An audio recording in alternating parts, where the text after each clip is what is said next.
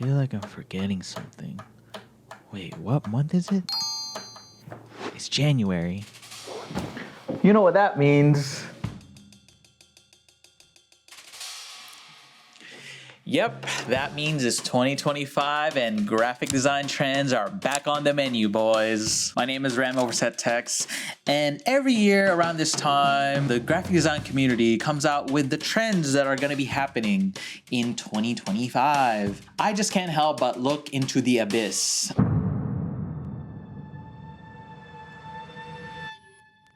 And the abyss told me that minimalism is going to be trending again for the 100th time in a row. Please clap. Shapes are in. Who knew? Who knew that would be in? Squares and circles are gonna be big, guys. Maybe even a triangle. And if you wanna get a little bit crazy, you could even use a parallelogram. Parallelograms are gonna be big, guys. Be on the lookout for these. This year, I looked at all this and I said, wait a second. I also wanna tell people what I think the trends are gonna be. I wanna add to all this noise, but I just don't wanna say what is trending, what is gonna be in. I also wanna say what is out. So let's get right into it. The thing that's gonna be in this year, guys, is liking and subscribing to this channel. If you guys want to see more videos like this, please like and subscribe. Comment what's gonna be the greatest trend that's gonna be in 2025. Anyways, let's go to our first actual out, which is graphic design trend videos and articles. I don't believe in trends. I think they're all just kind of made up. And because they are made up by who? By you and by me and by the community, by artists. They are the ones who are creating this. And what really ticks me off about these graphic design trend videos, articles, is there's not a lot of why on why this is happening. You know, they observe like, oh, this is just because we like it, or designers are just gravitating towards this thing, but we don't have enough depth in any of these. And I think it's nice that their article, which is linked below, is the only one that is doing a great job at it. And yes, I have worked with It's Nice That, but I'm not being paid by them to say this. I just really love the work that they do over there. They're the few people that do good work analyzing the trends throughout the entire year. Nobody is recording the history of our industry or our art form enough. Actually, I want to edit what I said just there. I don't think that there isn't anybody recording any of these design histories. I'm just saying that there's a lot less money that has been going to these organizations, you know, such as like Design Observer, It's Nice That. I mean, even I think Print magazine still in print? But I mean, that's just a problem with journalism anyways, is that there's not enough money for these people. Think about journalism as a whole. And if you think about design journalism, there's way less money. And, you know, you guys don't like to read, so nobody is paying for anybody to read. There's no incentive to even, I guess, to preserve all this history or write about it critically. That's what I meant.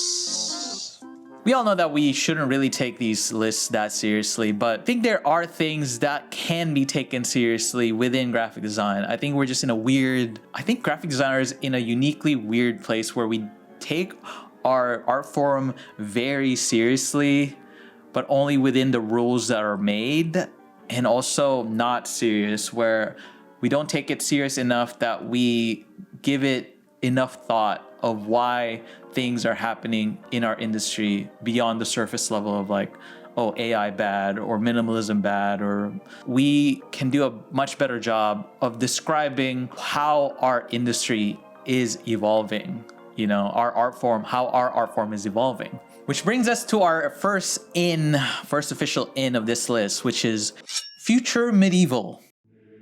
Intricate calligraphy, borders, knights, black plague, wealth inequality. That is what's in, guys, and our graphic design will be reflecting medieval type shit. I love saying type shit. This is actually first observed by Elizabeth Goodspeed, the editor-at-large of It's Nice That. She did a wonderful article in August in 2024. In terms of just like how future medieval looks, it's a lot of ornamentation. It's a lot of very calligraphic. Is that the word? Calligraphy type shit. Little guys, little otherworldly little guys. There's actually why I wore my Charm hoodie just now. It's because, you know, there's a knight there, and even in the vinyl packaging of Charm, there's a lot of little illustrations. There's very reminiscent of those little creatures that you would see in medieval paintings. The biggest example Elizabeth showed us was the Teenage Engineering synth that just looks so medieval, and just how the rollout was created looks so good. As Elizabeth says in her article, that it's not really historically accurate. It's pulling from a huge plethora of eras that are kind of like in that same vein of like Gothic, very symbolic, Catholic core even. Maybe that has something to do with a trad cath. Everybody wants to be trad cath. I think in these dark times, people are turning to Catholicism, to religion, to spirituality. We are pulling something from a time that is very similar to ours. And what better way to embody spirituality but drawing from all those esoteric symbols that we had in the Middle Ages. The dense esoteric forms of future medieval reflect a world grappling with upheaval much like the original medieval period, a time of both the Black Plague and stark divide between the haves and have-nots. How different is a feudal landowner from a 21st century tech billionaire, really? When people start creating this, they're not necessarily thinking like, ooh, I want to draw from this era because of how I think of like socio-politically how the world is going. But within our psyche, we're just drawn from that time. Creating and analyzing are two different ways of thinking. So when you're creating something, you're not necessarily thinking about why you're making it like that. Maybe you are, but sometimes it just subconsciously manifests in our artwork. And that's what the thing about trends and like trend making. The people who are making the trends, they're just kind of following their inner muse, what they feel like doing, because there have been artists who have been doing this before Elizabeth wrote about this, like with the many examples that she gave. But even within my own personal work, I've dabbled with this type of style. I mean, a few of my friends have also been doing this style already, kind of like Carolyn Dietel. Hopefully I said that correctly, Carolyn. And Piper Ferrari. Both of their works are very Gothic, uses a lot of religious imagery, because since the medieval times were very religious, would harken back to that time. A lot of use of black letter. I've been saying for years that black letter is gonna be in, guys, and this time I might be right. I kind of failed on that front because I didn't use black letter as much as I wanted to, but these guys are making it work. They're making it work. They're making future medieval happen. And on a practical level, if you want to do this yourself, all of the paintings, artworks from that time are all in the public domain, which means you could use it, reuse it, do whatever you want with it without copyright, without the fear of copyright infringement. I personally use Raw Pixel's public domain search because I feel like it's the easiest one to use, the least confusing one. This is not a paid sponsor for Raw Pixel. I just really love using their search engine. You could also use public.works and search through the public domain that way. Or you could go directly to the museum's website. Usually they have a section where you could download pictures of the artworks that they have in their museum and freely change it, remix it, do whatever you want with it. Yeah, future medieval, that's gonna be in, guys. Out. Fixing logos and caring about logos. This one might be a bit spicy. This was discourse a few months back on Instagram concerning a certain Instagram user and fixing, quote unquote, fixing logos. Redesign content has always been a pillar of graphic design content creators, but for some reason, Alan Peters, yes, I'm gonna name drop Alan Peters. Alan Peters really pissed off a lot of designers with his fixing logo series. Like, I'm gonna fix the Nike logo. I'm gonna fix the Vans logo. Let's fix the U-Haul logo. Let's fix the Gatorade logo. Let's fix the Schumacher Elevator Company logo. Yeah, that guy, you've seen it. You've probably seen it. And a lot of people got angry to the point where they were sending him death threats. I want to be clear. Please do not send Alan Peters any death threats. That's kind of crazy that it got to that point. Like, I know I want to take graphic design a bit serious, a bit more deeply, but I don't know if we would need to ever resort to death threats. And I get the issue. The issue was he would say, I'm gonna fix the Citibank logo. Well, one, who really needs a logo redesign? Yes, the multi-billion-dollar bank. Yeah, sure. They need a redesign on their logo. There's so much other things that goes into it that's not just the preciseness of how the lines are. Like for example, the Citibank logo redesign he did, a lot of people pointed out like, oh yeah, that the reason why that wasn't aligned with everything else was because that was a reference to the other bank that was there Ram before. editing his video, wanted to come on here just to like add how much I hate his Citibank redesign. Keep it consistent, right? Ah, that looks better. Hey, wait a second. Ah, a heart. The Citibank logo he made, Loki looks like a dick. Like, here, I'm gonna make it in Photoshop right now. You're seeing it on screen. I was like, oh, look at that. And I'm gonna fucking pen drop that shit. See, this redesign makes more sense because the bank is fucking me. The bank is fucking me. That's a better redesign. That makes more sense. That's like on brand. It's on brand that the Citibank is fucking me. Citibank is fucking the American society. Yeah, see, that's a better rebrand. That's more of the ethos. But no, dude, it's a heart. No, more like that's a dick. Anyways, I just really hate this one. I'm not even trying to cape for Citibank. I just think it looks ass, and that is not the vibe. Nobody trusts banks. We don't need a bank with a heart. We don't need to put a heart in a bank. Anyways, go back to the video. And I think Alan Peters' content just completely ignores all that, and it's just like the pure technical aspect of design, which is honestly the most boring part of graphic design. It's like the actual technicality of it, because there's so much more that goes on with it. You know, you have the clients. They're gonna tell you one thing or another. I'm like, oh, this needs to be that. This needs to be that. Yeah, like there's so much more that goes on to the design process. And his Instagram reels, you can't fit all that in a minute 30. So that's why they have to be fixed. There's so many fixes. You could fix so many things. So they just have to be that. So it just ignores a lot of the process. But on the other hand, I just feel like we really shouldn't care if $1 billion bank gets a new logo. It is interesting how much emotional weight we attach to logos. See, that's the thing, is like we need to like look inwards of like, wait, why am I having this emotional reaction to this logo redesign? You know, I think we should not care. You know what really annoys me is that one logo redesign he did for like, it wasn't even a popular logo. It was just like a logo for his niece's baseball team. Excuse me. I wanted to be accurate and correct that. And it just made it look, he made it look gentrified, not gonna lie. I really don't like it. Let's fix my niece's softball team logo. Let's fix that. All right, I picked a new font. I'm sorry, Alan. If you're watching this, I'm sorry. I just don't like it. And you know what? That's fine. That's fine. You can make stuff that I don't like. That's fine.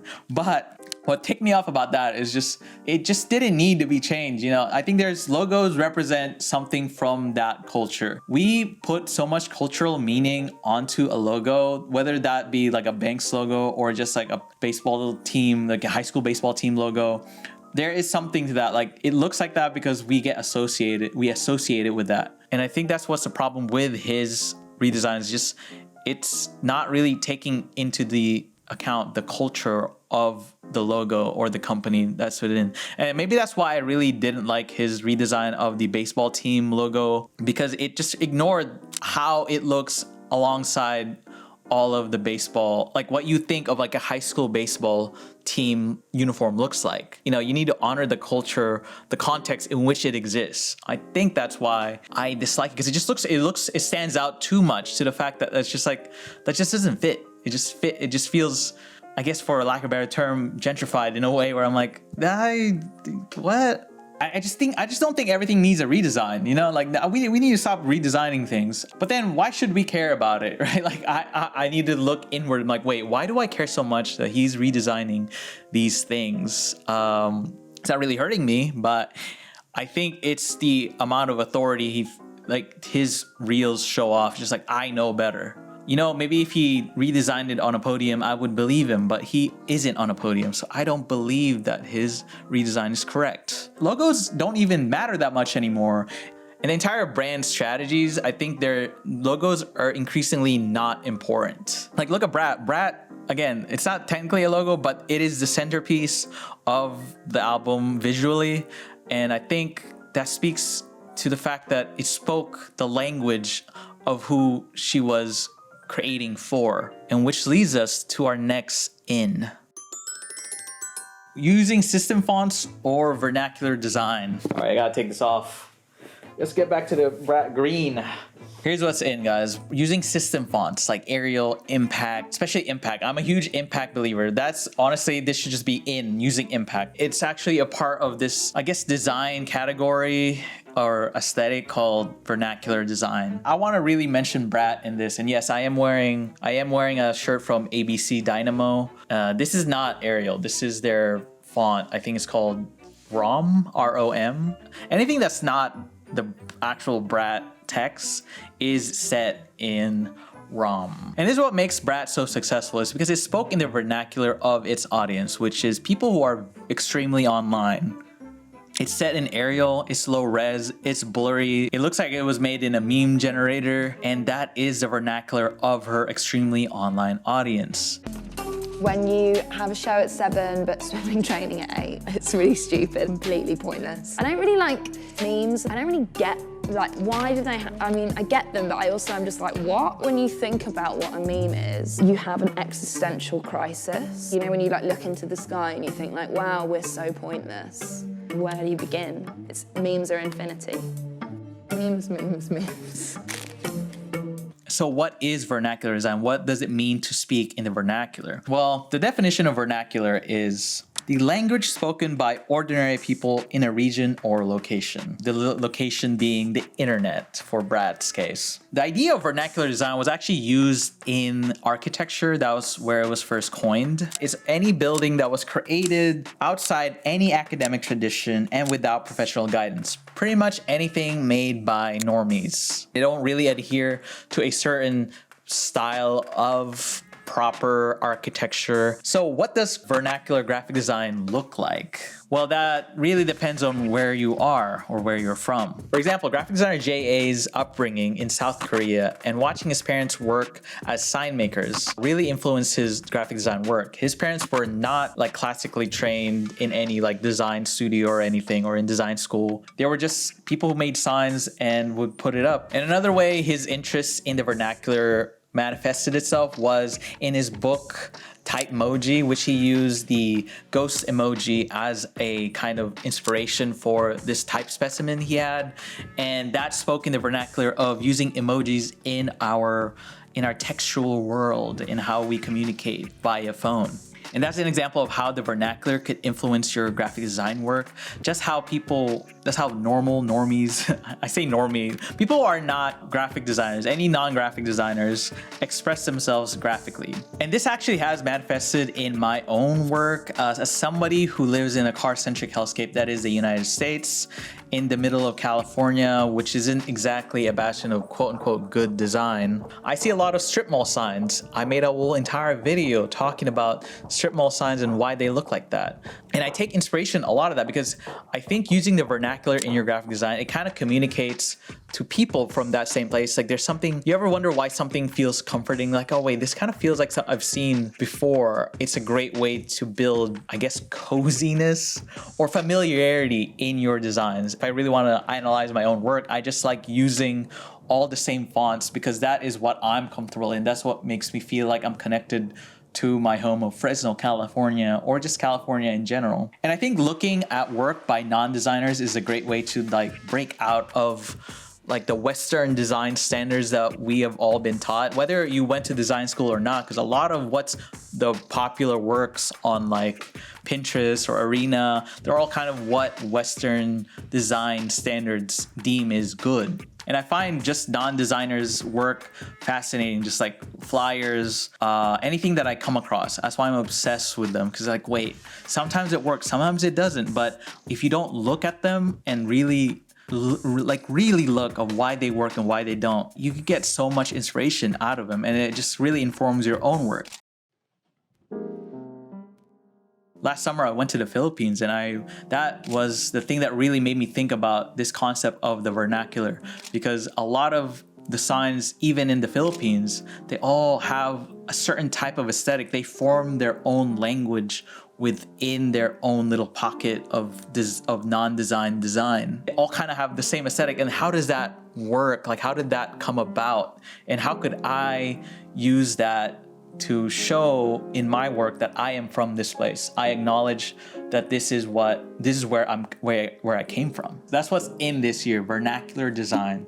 I think is very exciting. So I want you to look around you, wherever you live. I want you to look around you, really look and see what non-design, what we usually don't think as good design can offer you. Also, did you know that Impact has like glyphs? Like these special glyphs? You can just use them. Like they're just there. Nobody uses them. Like we need Impact to be big in 2025. We need bigger. It's just not a meme font, okay? It's not. It's more than that. I love Impact. Anyways, let's move on to the next one.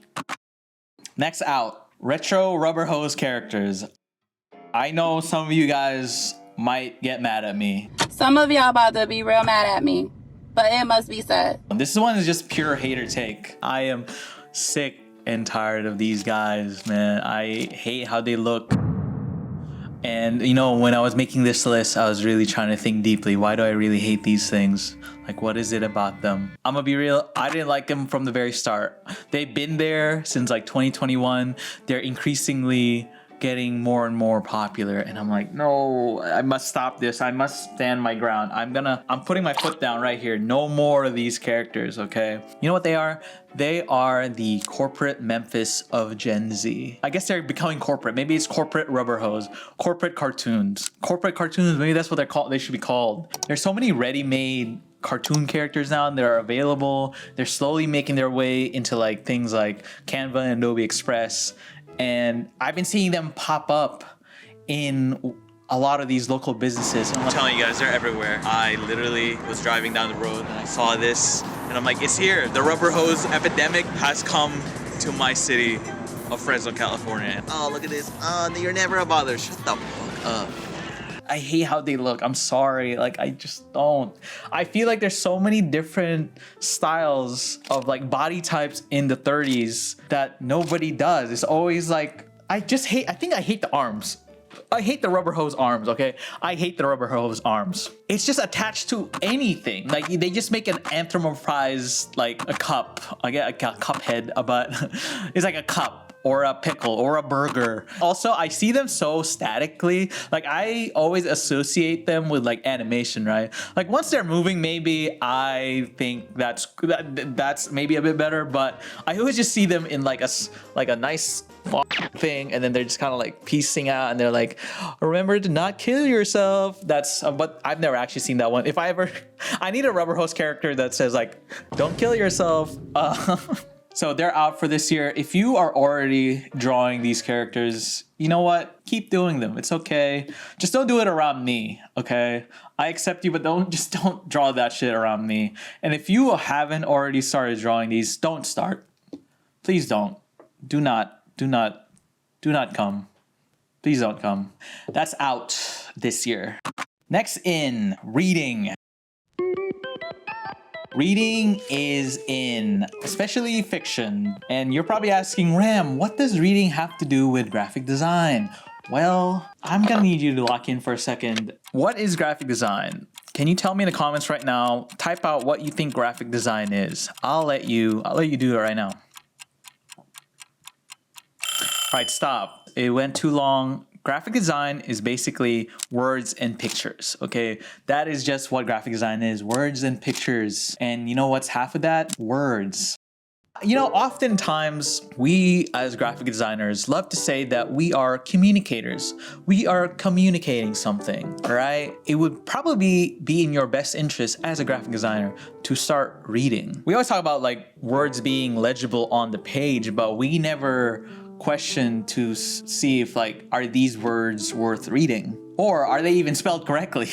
In the end, writing that gets read must be intended to be read. If one imagines a contract between client and audience, then perhaps there is also an implicit contractual obligation for the designer to mediate between text and reader. If you're making legible type, I hope you read what you just wrote out.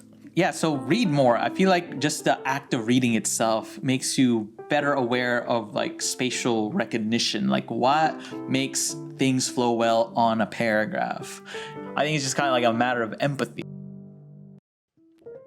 we just need to start reading more and more. And I just want to do my part in telling you to read, guys, especially fiction. Fiction, as a man, I never really cared for fiction, and I started reading fiction last year, and I'm like, wow, I was really missing out on like a whole world of fiction, especially men. I'm speaking specifically to you right now. If you're cis, hetero, a male, or a male presenting person, you need to start reading.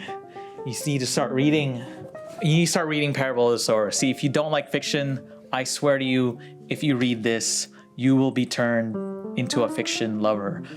This is one of the greatest books of all time, and also speaks a lot about what is going on in our world today.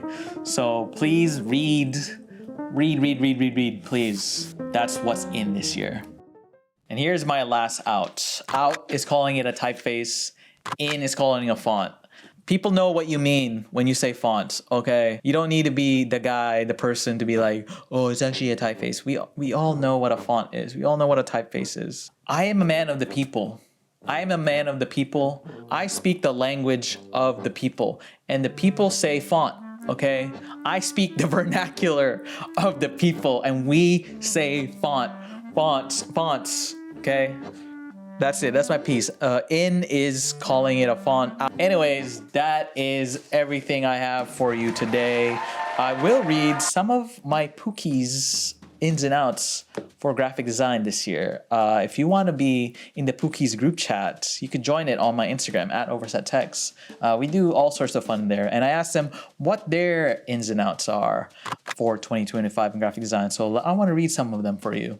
Made by Gomez says, out, minimalist branding. In, just getting freaky with it. I totally agree with that. Minimalist branding, I think we just need to stop saying minimalism is going to be in. I feel like it's just going to be in all the time. It's like the color, like black, when you all wear all black in fashion, you're like, that's always going to be good. It's never going to be bad. It's just going to be there all the time. Like, we don't need to say it's trending. It's not trending when it's like a staple. Like, I'm not saying rice is going to be trending in Filipino cuisine.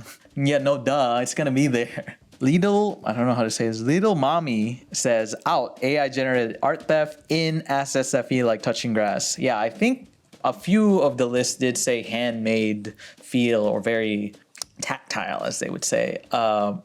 Feeling type of design, type shit, feeling type shit. And I think that's true. And obviously AI generated stuff, just not good. I never use it. Honestly, like, I've used some, like the only thing I really use is generative expand. And even then I'm like, I wish they just made content aware better. Isn't it just like, is there a way to make content aware too that doesn't use any, like, maybe just use it on the public domain? Like, but you know, AI generated stuff, that's another whole conversation. Maybe we'll tackle that in the future. Emily Wiz says, out, corporate minimalist drawing. Ins, collage style, personality, fun textures. As you can see, like, a lot of people are really into this whole tactile feel with collages, with cutting, with pasting, you know, being in the real world. And I think, see, you guys are already setting the trends. You guys already know what's gonna be in. So I want to leave you guys with this message. I want you to trust your inner trend. What is trending in your heart? That's what you should be following. That's what's in, is following your inner trend. What's inside of you. Anyways, that's the video. Thank you for watching. Please like and subscribe for more. Hopefully I'll make another one of these. And let me know what kind of video you want to see from me next. I would like to just kind of yap about things. Maybe I'll be to the graphic design commentary channel. Wouldn't that be fun? Wouldn't that be fun? I don't know. But anyways, I'll see you next time. Bye.